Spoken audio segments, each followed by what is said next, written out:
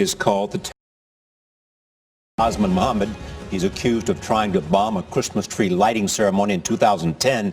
Mohammed's attorneys argue he was trapped in an FBI sting and could not have attempted such a terrorist act on his own. The use of informants and sting operations is criticized in a new book. It is called The Terror Factory, Inside the FBI's Manufactured War on Terrorism. Author Trevor Aronson is here, also with us, senior correspondent John Miller, former FBI assistant director. Welcome. Thank you. So you say that we have captured few terrorists since 9/11 and manufactured many more. What does it mean to say we manufacture terrorists, or the FBI manufactures terrorists? Many of the men that are being prosecuted for committing an act of terrorism or conspiracy to commit an act of terrorism are like Mohammed.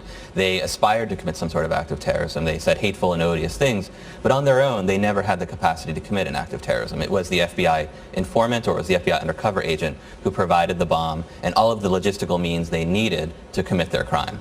John, you were in the FBI. You know many of the techniques there, and especially in anti-terrorism. Did you manufacture terrorists? You know, I was in the FBI during most of the cases Trevor covers in the book, so there's a couple of things in context that are important. One is, after 9/11, the public, the press, the Congress, we're all pretty certain about we don't want another situation where somebody goes out to blow something up and kills a lot of people and we find out that their name was in your file and you knew they were thinking to do that. So the FBI works on kind of a matrix, which is, what is their level of intent to do some bad thing? That they're talking about, I want to kill people, I want to blow something up, I want to make a bomb. And then the other end of that diagram is, what is their capability?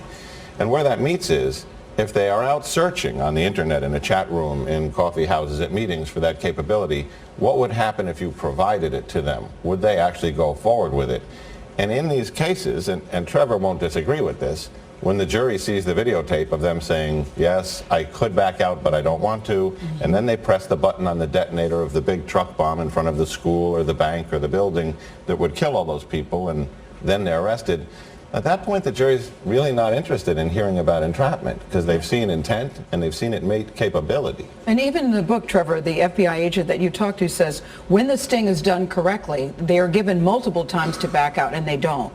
So do the ends justify the means? Well, it's important to realize that in many of these cases, they do offer an opportunity to back out. They say, are you sure you want to do this? But many of the men who are caught up in these sting operations, there are cases where they've been mentally ill, they've been financially desperate. In some cases, the informant offered inducements. In the case of the Newburgh Four, which are 4 men that were plotting to bomb the synagogues in the Bronx, the informant offered them $250,000. He offered the other man a barber shop if he moved forward in the plot. So there are examples where the FBI says to them, are you sure you want to do this? Do you want to press the button? And they say yes, but there are also other examples where the FBI maybe crosses that line and offers inducements as well. Do I hear you guys agreeing on this? No. No. not even a little bit. And you know, I come here every day as kind of a straight down the middle journalist. I'm not being objective today because, I mean, Trevor, so what's the biggest problem with the book is for you? Well, first of all, let's talk about the book for a second. The book is an amazing piece of reporting. We'll agree on that. Thank you. Yes. A stunning amount of research. He went through an enormous amount of material, and Trevor's very objective about laying out the facts of the cases and what the defendants actually did. So that's important. I think where we part company is the idea that if you kind of put this to the American public, which is if somebody plots to do that and then they show they're really willing to do it, wouldn't people want that person to be in jail, no matter what their situation was?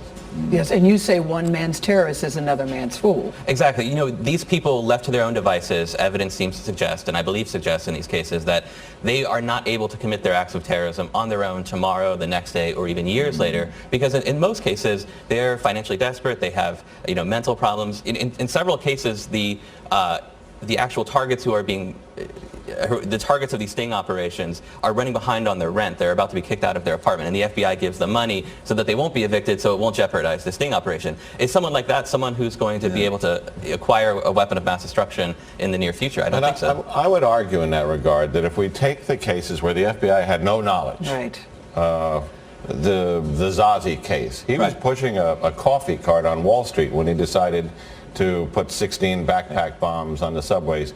Faisal Shahzad, the Times Square bomber, he was no superstar in life. Abdul Muttalib, the underwear bomber, was a misguided loner. Yeah. You could look at any of the people who almost succeeded in killing masses of human beings and said, well, if we'd seen them at first, we would have said he's a loser with no capability. And that's not a risk that the FBI or I think a lot of people are willing to take. Let me ask, does this idea have any merit? Arthur Cummings, former executive assistant director of the FBI National Security Branch, basically says that the FBI's true enemies aren't so much Al-Qaeda and Islamic terrorism, but rather the idea of Al-Qaeda. The short version of that is the threat isn't really from Al-Qaeda Central as much as it's from Al-Qaeda-ism, which is, you know, the videos and the things on the internet that these people watch and see. Thank you, John. Thank you, Trevor.